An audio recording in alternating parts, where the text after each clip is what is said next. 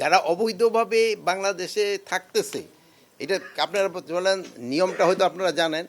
আপনার যে ভিসা দেওয়া হয়, আপনি একটা কান্ট্রি থেকে ধরেন 100 দিনের বা 3 মাসের জন্য ভিসা নিলেন, আপনি যদি ওই একদিন বেশি ক্রস করেন, যাওয়ার সময় কিন্তু আপনি যাইতে দিবে, বাট একটা ফাইন দিয়ে দিতে হয়। এই ফাইনটা আমরা কিন্তু প্রথম অবস্থা 5 গুণ বাড়িয়েছে, যেখানে 200 টাকা ছিল ওখানে আমরা 1000 টাকা করেছি। আগে ছিল যে যত দিনে থাকেন যাওয়ার সময় আপনি 30,000 টাকা বুঝি ম্যাক্সিমাম দিতে, আমরা কিন্তু এটাও উঠাই দিছি যে যত হবে, যত লাখ টাকা হবে অত দিতে হবে। এই জন্য কিন্তু আমাকে প্রায় এর আগের আমি স্টেট এখন কতদিনে আগে আমি দেখলাম প্রায় এই জন্য আমাকে প্রায় 10 কোটি টাকা বেশি আয় হয়েছিল।